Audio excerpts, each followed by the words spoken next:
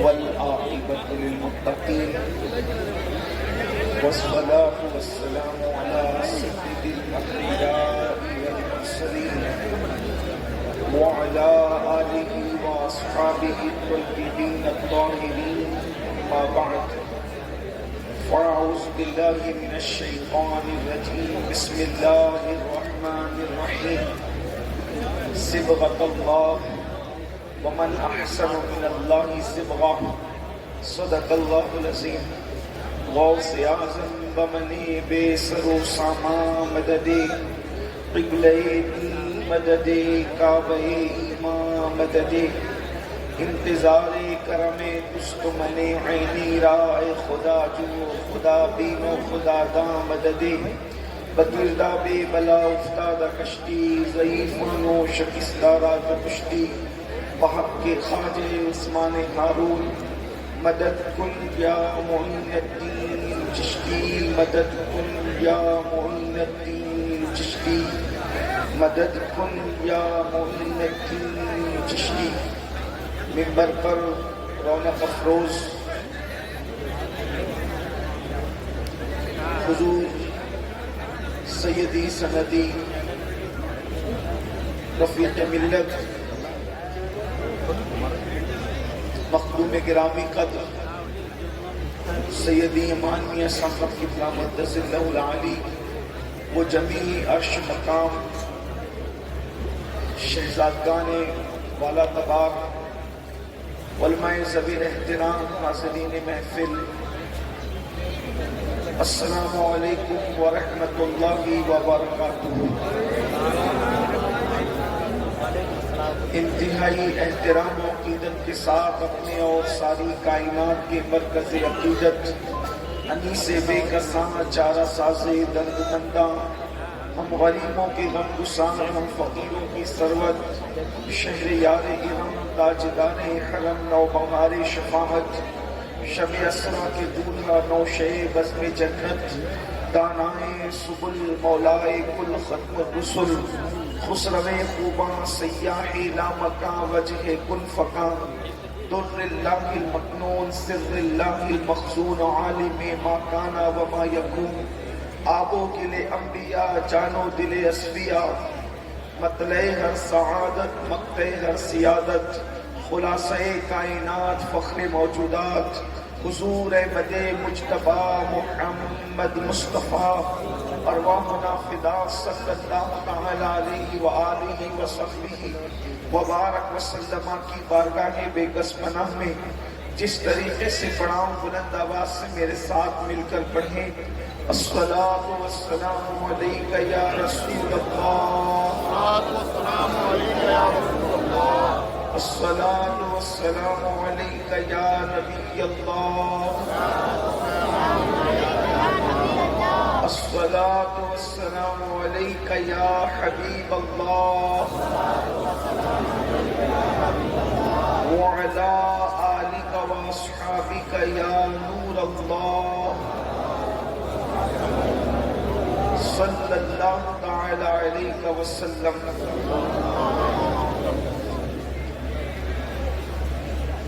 برتر قیاس سے ہے مقام ابو الحسین، برتر قیاس سے ہے مقام ابو الحسین، سدرج سے پوچھو عفت بام ابو الحسین، اور اے رضا یہ احمد نوری کا فیض نور ہے، اے رضا یہ احمد نوری کا فیض نور ہے، ہو گئی میری غزل پڑھ کر پسینہ نور کا، ہو گئی میری غزل پڑھ کر پسینہ نور کا۔ آج کی یہ محفل بالخصوص نور العارفین قدوۃ الاولیاء سرکار نور سیدی ابو الحسین احمد نوری رحمت اللہ تعالی علیہ کے عرس سراپا قدس کے موقع پر منعقد کی گئی ہے، اور سرکار نور کی گدی کے صاحب سجادہ حضور سیدی رفیق ملت کو ہم سب سجادگی کے لباس میں اپنی آنکھوں سے دیکھ رہے ہیں۔ اللہ تبارک و تعالیٰ ان جلووں کو سلامت رکھے اور ہماری آنکھوں کو بھی سلامت رکھے، اور برکاتی نوری فیضان اسی طریقے سے ہم سب پر چھما چھم برستا رہے۔ جتنا وقت مجھے دیا گیا ہے، بغیر کسی تمہید کے میں اپنی گفتگو کو شروع کرنے کی سعادت حاصل کر رہا ہوں۔ اللہ پاک قرآن مقدس میں ارشاد فرماتا ہے، صبغۃ اللہ ومن احسن من اللہ صبغہ، اللہ کے رنگ میں رنگ جاؤ، اللہ کے رنگ سے بہتر کسی کا رنگ نہیں ہو سکتا، سب سے بہتر رنگ اللہ کا رنگ ہے۔ اور ہم جن کو اللہ کا ولی کہتے ہیں، ہم جنہیں اللہ والا کہتے ہیں، ان لوگوں کی شان یہی ہے کہ انہوں نے سارے رنگ چھوڑ کر اپنے آپ کو اللہ کے رنگ میں رنگ لیا۔ اسی لیے ان کی شان یہ ہو جاتی ہے کہ جب اللہ والوں کا چہرہ دیکھا جاتا ہے تو ان کے چہروں کو دیکھ کر خدا یاد آ جاتا ہے۔ سرکار غوث اعظم شیخ عبد القادر جیلانی رضی اللہ تبارک و تعالیٰ عنہ ارشاد فرماتے ہیں، آپ معیار ولایت اور سجادے پر بیٹھنے کے لیے 12 شرطوں کا ذکر فرماتے ہیں۔ آج کل کسی کو بھی ولایت کی سند دے دی جاتی ہے اور کسی کو بھی ولی کہہ دیا جاتا ہے۔ یقیناً دنیا میں نیک انسان موجود ہے، لیکن ہر نیک انسان اللہ کا ولی نہیں ہو سکتا۔ یاد رکھیں، حضور غوثیت مآب شیخ عبد القادر جیلانی رضی اللہ تبارک و تعالیٰ عنہ، آپ کے ہاتھوں سے ولایت تقسیم ہوتی ہے۔ ولایت کو بانٹنے والی شخصیت آپ ہے، اور اب قیامت تک ولایت کے حوالے سے جتنا بھی دور ہے، غوثیت کبریٰ کو لے کر کے امام مہدی کے ظہور تک، وہ دور سرکار غوث اعظم کا دور ہے۔ حکم نافذ ہے تیرا، خامہ تیرا سیف تیری، حکم نافذ ہے تیرا، خامہ تیرا سیف تیری، دم میں جو چاہے کرے، دور ہے شاہ تیرا، دم میں جو چاہے کرے، دور ہے شاہ تیرا۔ تو حضور سرکار غوث اعظم رضی اللہ تبارک و تعالیٰ نے ارشاد فرماتے ہیں کہ سجادگی پر، مسند سجادگی پر بیٹھنے کے لیے ایک انسان کے اندر 12 صفتوں کا ہونا ضروری ہے۔ اگر آپ کسی کو ولی کہتے ہیں اور آپ کسی کو ولی مانتے ہیں تو اس میں کم سے کم ان 12 صفتوں کا ہونا لازمی ہے۔ اس میں سے فرمایا گیا، فرماتے ہیں 2 صفت ایسی ہے جو اللہ تبارک و تعالیٰ کی صفت ہے، وہ بندہ اللہ کی ان 2 صفتوں کا مظہر ہوتا ہے۔ وہ 2 صفتیں ہیں، اور 2 صفتیں اس میں رسول اللہ صلی اللہ علیہ وآلہ وسلم کی ہوتی ہے۔ 2 صفتیں سیدنا صدیق اکبر کی ہوتی ہے، 2 صفتیں سیدنا فاروق اعظم کی ہوتی ہے، 2 صفتیں سیدنا عثمان غنی کی ہوتی ہے، 2 صفتیں مولائے کائنات کی ہوتی ہے۔ یعنی جب بندے میں یہ 12 صفتیں ہو تو وہ بندہ ولایت کے مقام پر پہنچتا ہے۔ اور آپ اس سے اندازہ فرمائیں، سرکار غوث اعظم رضی اللہ تعالیٰ عنہ نے رسول اللہ کی 2 صفات کے بعد چاروں یار کی صفات کا ذکر کر کے بتا دیا کہ ولی صرف اہل سنت ہی میں ہو سکتا ہے،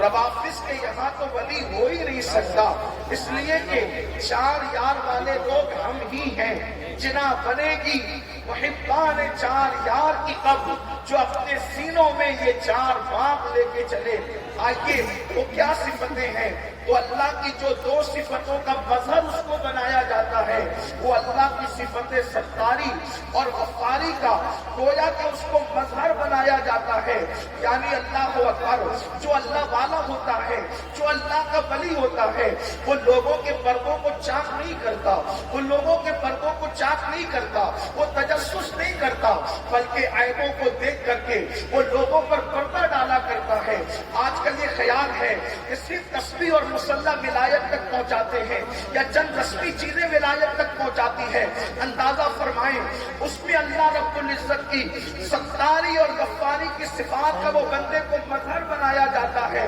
اللہ اکبر، اللہ اکبر، کس طریقے سے اس کی کیفیت ہوتی ہے کہ وہ لوگوں کے عیبوں پہ پردہ ڈالتا ہے، اور صفت غفاری کا مظہر اس طرح سے ہوتا ہے کہ وہ اپنے دشمنوں کو معاف کرتا ہے، اس میں عفو درگزر کی کیفیت ہوتی ہے۔ اور پھر رسول اللہ کی دو صفتیں ہوتی ہے، ایک صفت اللہ اکبر، آقا کریم صلی اللہ علیہ وآلہ وسلم امت پر رفیق بھی تھے اور امت پر شفیق بھی تھے، یعنی اس بندے کے دل میں بے پناہ شفقتیں ہوتی ہے، بے پناہ نرمی ہوتی ہے۔ اللہ اکبر، میرے آقا صلی اللہ علیہ وآلہ وسلم کے دیوانوں، مصطفیٰ جان رحمت صلی اللہ علیہ وآلہ وسلم امت کا کتنا خیال فرماتے ہیں۔ اللہ اللہ، آپ دیکھیں تو صحیح امت کے حوالے سے پیار کتنا ہے۔ بظاہر آپ رسول اللہ صلی اللہ علیہ وآلہ وسلم کی زندگی میں کچھ تعلیمات ایسی دیکھیں گے کہ جس کا تعلق ظاہر کی نظر سے دیکھنے والوں کو یوں لگتا ہے کہ اس کا تعلق تعلیمات نبوی سے نہیں ہے بظاہر۔ جیسے مثال کے طور پر اللہ کے رسول صلی اللہ علیہ وآلہ وسلم جو ہے ارشاد فرماتے ہیں، اگر تم لوگ اللہ اور یوم آخرت پر ایمان رکھتے ہو تو اکیلے سفر نہ کیا کرو۔ آخر اکیلے سفر کرنے سے کیوں منع کیا جا رہا ہے؟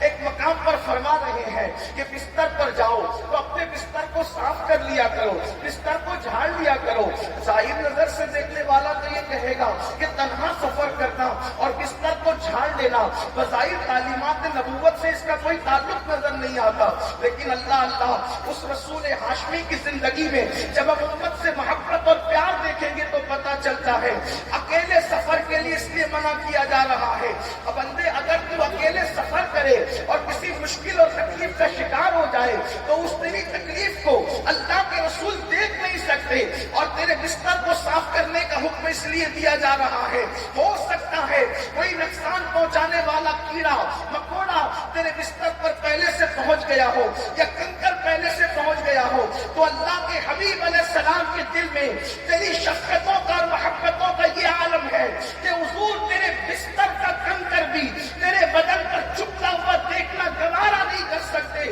اس لیے فرمایا جا رہا ہے کہ بستر کو صاف کر لیا کر۔ آپ اندازہ فرمائیں، یہ محبت ہے، یہ شفقت ہے رسول اللہ صلی اللہ علیہ وآلہ وسلم کی امت کے ساتھ۔ تو جو اللہ کا ولی ہوتا ہے، اللہ اکبر، اس کے دل میں بھی یہی بات ہونی چاہیے، یعنی جس قوم سے وہ ہے اور جو اس کے ماننے والے ہیں، شفقتوں کا وہی ماحول، رفاقت کا وہی ماحول اس کے اندر ہونا چاہیے۔ اور پھر فرماتے ہیں دو صفتیں صدیق اکبر کی ہونی چاہیے۔ صدیق اکبر کی کون سی؟ اللہ اکبر، فرماتے سرکار غوث اعظم رضی اللہ تبارک و تعالیٰ عنہ کہ وہ صادق بھی ہو، یعنی سچا ہو اور مصدق بھی ہو، اگر اس کے سامنے سچ بات کہی جائے تو وہ اس کی تصدیق بھی کرے۔ پھر فرماتے ہیں دو صفتیں اللہ اکبر سیدنا فاروق اعظم کی ہونی چاہیے، امر بالمعروف نہی عن المنکر، یعنی وہ نیکی کا حکم دیتا ہو اور بری باتوں سے منع کرتا ہو۔ اور پھر فرماتے ہیں دو صفتیں عثمان غنی رضی اللہ تعالیٰ عنہ کی ہو،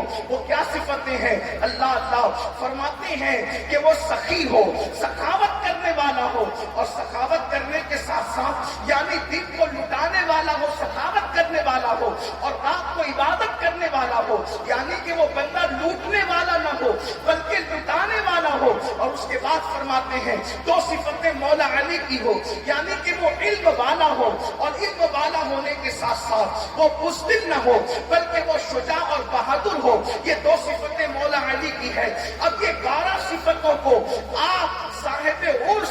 سرکار نور کی زندگی میں اگر دیکھیں، سرکار ابو الحسین احمد نوری کی زندگی میں دیکھیں تو آپ کو پتا چلے گا کہ صاحب عرس کا مقام کیا ہے۔ اللہ اکبر، دو صفتوں کا مظہر، اللہ اللہ، خدا بند قدوس کی دو صفتوں کا مظہر، صفت ستاری اور صفت غفاری کو دیکھیں۔ اللہ اکبر، آج اگر کسی کے بارے میں کسی کو کچھ پتا چل جائے تو لوگوں کا حال یہ ہوتا ہے کہ لوگ اس وقت تک کھانا ہضم نہیں ہوتا جب تک دوسرے کو پہنچانا دے، لیکن سرکار نور کی زندگی میں وہ صفت ستاری کی مظہریت دیکھیں۔ ایک مرتبہ آپ کے کسی اللہ اکبر، خدمت میں رہنے والے کو یہ ہو گیا کہ اس نے سرکار نور رحمت اللہ تعالی علیہ کے قلم دان سے چوری کر لی اور کچھ پیسے نکال لیے، اور پیسے نکالنے کے بعد وہ سرکار نور جس کو اللہ تبارک و تعالیٰ نے دلوں کا کشف عطا کیا ہو، دلوں کے حالات سے آگاہ کیا ہو، اللہ اکبر، وہ 7 اقطاب میں سے 7واں کتب اور 7 کی عدد کو پورا کرنے والا کتب، جس کی بارگاہ میں بڑے بڑے اللہ اکبر دانشوروں نے اپنی جبین نیاز کو کم کیا ہو، جس کے کشف و کرامتوں کا حال یہ ہو کہ جس کی کشف و کرامتوں کے ڈنکے دنیا میں بجتے نظر آئے، اور حال یہ ہے کہ خادم نے قلمدان سے پیسے نکال لیے۔ حضور سرکار نور یہ جانتے ہیں اللہ اکبر کہ پیسے نکالے کس نے ہیں، چوری کیا کس نے ہے، لیکن شان ستاری کا حال تو دیکھیں۔ آپ نے اسی خادم سے پوچھا کہ میاں پیسے کیا ہوئے، میرے قلمدان سے کس نے چوری کیا؟ خادم ہوشیاری کے ساتھ کہتا ہے حضور آپ کی بارگاہ میں موکل آتے جاتے رہتے ہیں، ہو سکتا ہے کسی موکل نے نکال لیا ہو، تو آپ مسکرا کر ارشاد فرماتے ہیں پھر ٹھیک ہے، آج سارے موکلوں کو حاضر کیا جائے گا اور پھر ان موکل کے ذریعے سے پھر چوری کرنے والے کو سخت سزا دی جائے گی۔ جب یہ بات کہہ دی گئی تو بعد میں تھوڑی دیر کے بعد دیکھا گیا کہ جتنے پیسے تھے وہ پیسے واپس قلمدان میں آ گئے، اور خادم کہنے لگا حضور وہ پیسے قلمدان کے اندر آ گئے، تو پھر تبسم فرما کر کے پردہ ڈالتے ہوئے ایت پر فرماتے ہیں شاید موکل جس نے چوری کی تھی وہ ڈرپوک نکلا، اللہ اکبر، اگر وہ ایسا نہ کرتا تو پھر سخت سزا کا منہ دیکھتا۔ یہ نہ فرمایا کہ تم نے کیوں چوری کی، یہ نہ فرمایا کہ تم نے کیوں مال نکالا۔ یہ ہے اللہ والوں کی شان، یہ ہے سرکار نور کی شان۔ اور جہاں تک صفت غفاری کی مظہریت کا معاملہ ہے، کون نہیں جانتا سرکار نور کے مخالفین کو، سرکار نور کے حاسدین کو۔ اللہ اکبر، سرکار خاتم الاکابر نے یہ بات تو فرمائی تھی جس کو آپ نے سراج العوارف میں خود بیان فرمایا کہ نہ میں تم کو محلہ میں رکنے کا حکم دیتا ہوں اور نہ میں تمہیں جو ہے یہاں سے کچھ کرنے کا حکم دیتا ہوں، اس لیے کہ اگر تم رکو گے تو وہ تمہیں سامنے سے تکلیف پہنچائیں گے، تم غائب رہو گے تو تمہاری غیر حاضری میں جو ہے وہ تمہاری غیبت کریں گے، تمہیں تکلیف پہنچانے کی کوشش کریں گے۔ حاسدین کا معاملہ کتنا تھا لیکن کوئی نہیں بتا سکتا۔ حضور سرکار نور رحمت اللہ تعالی علیہ نے طاقت کے باوجود، قوت کے باوجود کسی سے بدلہ لیا ہو، اللہ اکبر، میرے آقا صلی اللہ علیہ وآلہ وسلم کے دیوانوں، قوت اور طاقت کا حال یہ تھا کہ اللہ تبارک و تعالیٰ نے باطنی تصرفات اتنے عطا کیے تھے کہ اگر آپ چاہتے تو حاسدین زمین میں دھس جاتے، لیکن ان کو معاف کر کے وہ صفت غفاری کی مظہریت کا اعلان کیا جا رہا ہے۔ اللہ اکبر، اسی کے ساتھ ساتھ آپ دیکھیں اللہ مصطفیٰ جان رحمت کی وہ رفاقت اور شفقت، یعنی امت پر حضور جو رفیق و شفیق تھے۔ مثال کے طور پہ آپ کو بتاؤں، ایک بڑی خوبصورت سی روایت یاد آ گئی۔ اللہ اکبر، آج ہمارے پاس کوئی اپنا مسئلہ لے کر کے آتا ہے تو مسئلہ جب کوئی لے کر آتا ہے ہم کہتے ہیں ٹھیک ہے یہ وظیفہ پڑھ لو تمہارا مسئلہ حل ہو جائے گا، یا یہ دعا کر لو تمہارا مسئلہ حل ہو جائے گا، اور ہم دعا دے کے رخصت کر دیتے ہیں۔ لیکن میرے بھائی یاد رکھنا، ہماری دعا کا وہ مقام نہیں ہے، ہماری دعاؤں کا وہ مرتبہ نہیں ہے، ہمارے وظائف کا وہ مقام نہیں ہے جو مصطفیٰ جان رحمت کی دعاؤں کا تھا۔ ان کی دعاؤں کی شان تو یہ ہے عنایت کا جوڑا، اجابت کا صحرا، دلہن بن کے نکلی دعائے محمد، اجابت نے جھک کر گلے سے لگایا بڑی ناز سے جب دعائے محمد۔ اللہ اکبر، لیکن میرے آقا علیہ السلام کا طریق یہ تھا، حضور علیہ السلام کی سنت یہ ہے کہ اللہ اکبر جب بھی کوئی مصیبت لے کر کے آتا، جب بھی کوئی مشکل لے کر آتا، جب بھی کوئی پریشانی لے کر آتا تو حضور علیہ السلام اس کو صرف دعا نہیں دیتے تھے بلکہ میرے آقا علیہ السلام اس کی تکلیف کو دور کرنے کے لیے اس کے ساتھ فزیکلی طور پر انوالو ہوتے تھے، اس کے ساتھ چلتے تھے، جو اس کی تکلیف دور کر سکتے تھے اللہ کے حبیب علیہ السلام اس میں شامل ہو کر تکلیف دور کرنے کی کوشش کرتے تھے۔ جیسے ایک طویل حدیث ہے لیکن وقت کی نزاکت کو دیکھتے ہوئے اختصار کے ساتھ اس کا ذکر کریں گے۔ ایک مرتبہ حضرت جابر آئے، عرض کیا یا رسول اللہ صلی اللہ تعالی علیہ وآلہ وسلم، میں نے ایک یہودی سے قرض لیا ہے اور وقت آ چکا ہے اور وقت آنے کے بعد گزر بھی چکا ہے، لیکن پھل اتنے نہیں آئے کہ میں اس کو دے سکوں اور اس کو ادا کر سکوں، اور ابھی پھل پکے بھی نہیں ہے، اور وہ مطالبہ کرتا ہے یا رسول اللہ میں کیا کروں؟ آپ اندازہ فرمائے، حضور کے پاس حضرت جابر آئے ہیں، اپنا مسئلہ لے کر کے آئے ہیں، حضور علیہ السلام دعا فرما دیتے، ان کی دعا سے بڑھ کر کس کی دعا میں تاثیر ہے؟ کوئی وظیفہ دے دیتے، آقا علیہ السلام کوئی وظیفہ دے دے، اس سے بڑھ کر کے کیا ہو سکتا ہے؟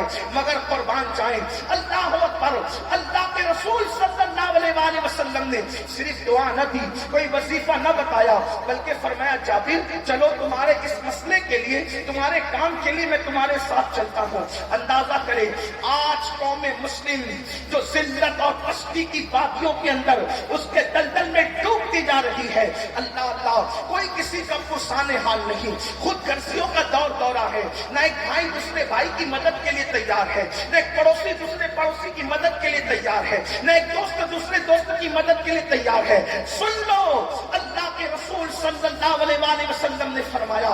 اللہ کی مدد کو طلب کرنے والوں، اللہ کی مدد کے طلبگاروں، میرے آقا ارشاد فرماتے ہیں جب تک تم اپنے بھائیوں کی مدد کرتے رہو گے اللہ تمہاری مدد کرتا رہے گا۔ آج آسمان سے مدد اس لیے رک گئی کہ مسلمان ایک دوسرے کی مدد کو تیار نہیں ہے، مسلمان ایک دوسرے کی امداد کو تیار نہیں ہے، بلکہ آج تو حال یہ ہے مدد کرنا تو دور کی بات ہے، بلکہ اگر کسی کو تکلیف میں دیکھتے ہیں تو ہم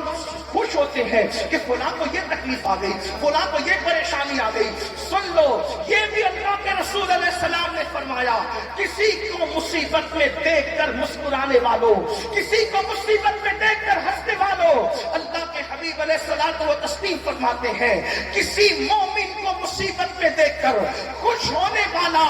اس وقت تک نہیں مرے گا جب تک کہ وہ اس مصیبت میں گرفتار نہ ہو جائے۔ اس لیے کسی کی مصیبت میں دیکھ کر مسکرایا نہ کرو، خوش نہ ہوا کرو، بلکہ اس کی تکلیف دور کرنے کی کوشش کیا کرو۔ یہ میرے آقا علیہ السلام کی سنتوں میں سے ایک سنت ہے۔ حضرت جابر آئے ہیں، یہودی سے قرض لیا ہے، وقت آ کر کے گزر چکا ہے، اس کا تقاضا بڑھ چکا ہے، وہ رسول جس کی شان یہ ہے لا مکان تک جس کی رسائی ہو، لا مکان تک جس کا آنا جانا ہو، قصر دنا تک کس کی رسائی، جانے یہ ہے آتے یہ ہے، جانے یہ ہے آتے یہ ہے، انا اعطینا کل کوثر، ساری کثرت باتیں یہ ہیں۔ وہ رسول ایک یہودی کے دروازے تک جانے کے لیے تیار ہو گئے، ایک مومن کی مشکل کو دور کرنے کے لیے، ایک مومن کی تکلیف کو دور کرنے کے لیے فرمایا چلو ہم تمہارے ساتھ چلیں گے۔ اور اس کے بعد یہودی کے دروازے تک آئے اور فرمایا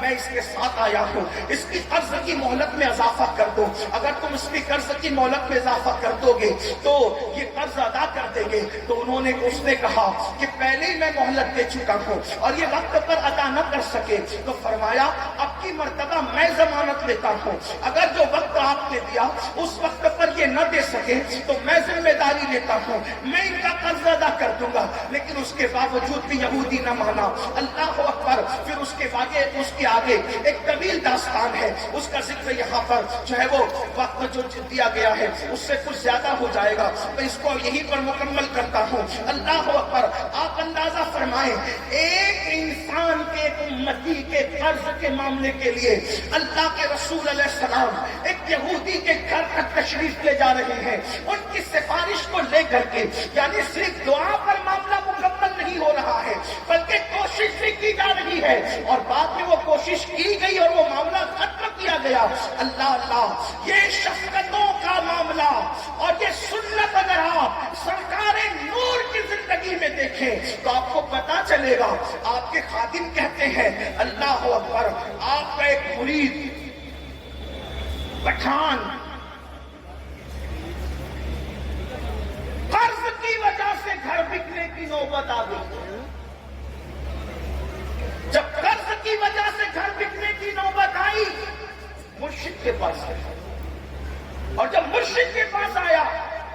تو خادم سے کہا، خادم نے کہا حضرت اس وقت تو سفر میں ہے، حضرت کیا اس وقت تیری مدد کر سکتے ہیں؟ اس نے کہا آپ بات کریں، میرا معاملہ حضرت کی بارگاہ میں رکھیں۔ انہوں نے کہا کہ تو جانتا ہے کہ اس وقت حضرت سفر کی حالت میں حضرت کیا کر سکتے ہیں؟ تو کہا میرا معاملہ رکھنے میں آپ کو عذر کیا ہے، آپ معاملہ رکھیں۔ تو حضرت کی بارگاہ کے اندر انہوں نے عرض کیا حضور یہ ضدی پٹھان عجیب عجیب قسم کی باتیں کر رہا ہے، اس کا گھر بکنے والا ہے اور یہ آپ سے مدد چاہتا کہتا ہے میں حضرت سے روکے لیے بغیر ٹلوں گا نہیں۔ تو آپ نے کیا فرمایا؟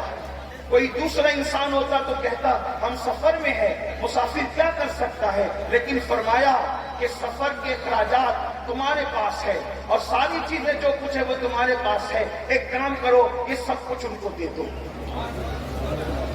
شفقتوں کا ماحول دیکھیں، شفقتوں کی کیفیت دیکھیں، پورا سفر کا ساز و سامان اور سفر کے اخراجات مرید کے سپرد کیے جا رہے ہیں۔ پتہ چلا پیر صرف لینے والا نہیں ہوتا، پیر تو دینے والا ہوتا ہے، اور واللہ سچے پیر کی پہچان یہی ہے، وہ لوٹنے والا نہیں بلکہ لٹانے والا ہوتا ہے۔ اور الحمدللہ آج شکر کے ساتھ ہم ماہرینا کے منبر نور سے یہ کہہ سکتے ہیں کہ ماہرینا میں جو زمین کے اندر ہے وہ بھی لٹانے والے ہیں، اور جو زمین کے اوپر ہے وہ بھی لٹانے والے ہیں۔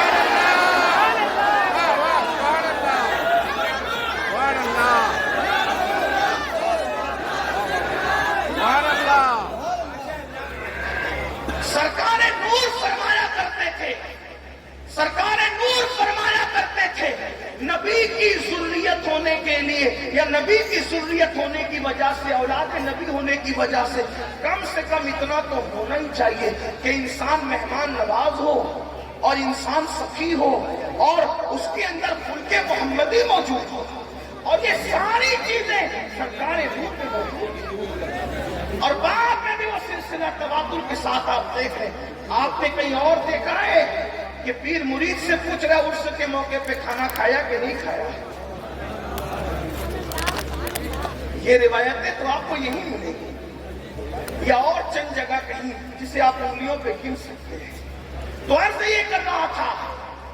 اپنے سفر کا ساز و سامان جب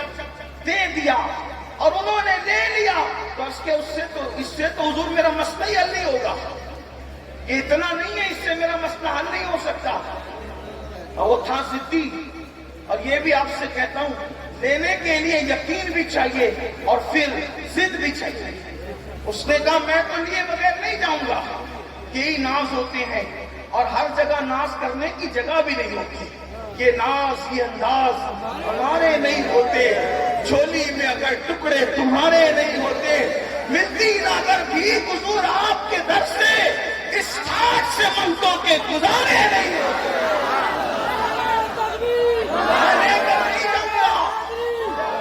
میں لے لیے بغیر نہیں جاؤں گا، اتنے میں میرا کام نہیں چلے گا۔ تو پھر سرکار نور نے اپنے خادم سے فرمایا ٹھیک ہے، جب میں وظیفے سے فارغ ہو جاؤں تو اکیلے میں اس کو لے کر کے آنا۔ اور جب وظیفہ مکمل ہوا اور اکیلے میں خادم نے لا کر کے پیش کیا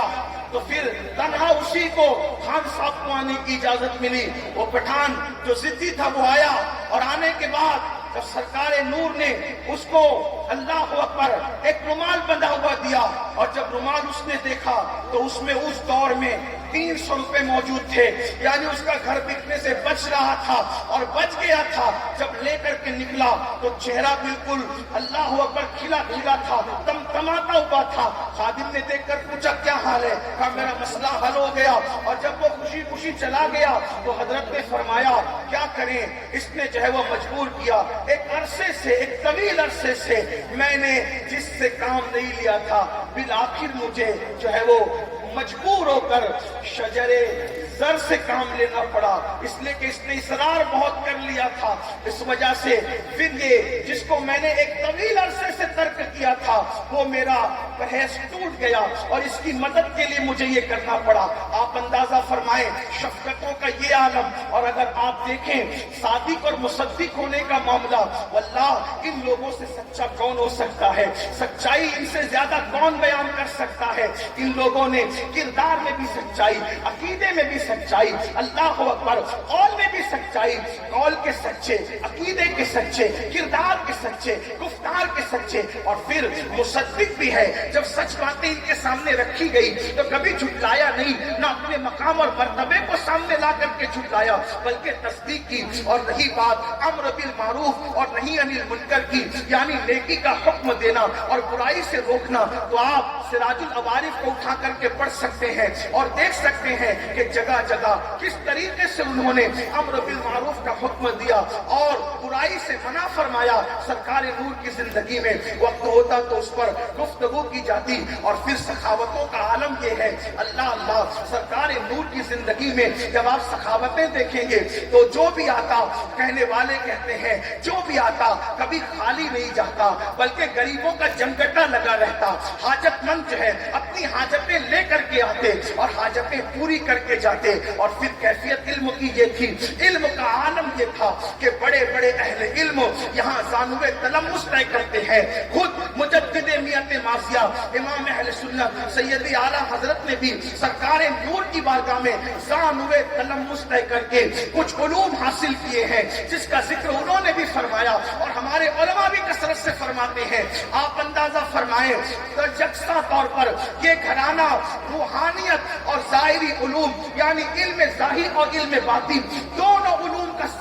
سنگم ہے، یہ مرج البحرین ہے یہ گھرانہ۔ یہاں پر ظاہری علوم کا عالم یہ ہے کہ اللہ اللہ وقت کا مجدد اور بڑے بڑے دانشور زانوے تلمس طے کرتے ہیں، اور اللہ اکبر روحانیت کی کیفیت یہ ہے کہ بڑے بڑے اولیاء یہاں آ کر جبین نیاز خم کرتے ہوئے نظر آتے ہیں۔ میرے آقا صلی اللہ علیہ وآلہ وسلم کے دیوانوں، وہی سرکار نور جب ان صفات کے مظہر بنے تو پھر کیفیت کیا ہوئی؟ حضور علیہ السلام کی وہ سنت کریمہ کہ جب میرے آقا علیہ السلام کا وصال ہوا، اللہ کے رسول دنیا سے تشریف لے گئے، تو جب رسول اللہ صلی اللہ علیہ وآلہ وسلم کو کفن شریف اڑا دیا گیا تو لوگوں نے کیا دیکھا کہ حضور علیہ السلام کے لبوں پر جنبش ہے اور حضور علیہ السلام کے ہونٹ مبارک ہل رہے ہیں، لبوں پر جنبش ہے اور ہونٹ ہل رہے ہیں۔ اللہ اکبر، یہی کیفیت اپنے جد کریم کی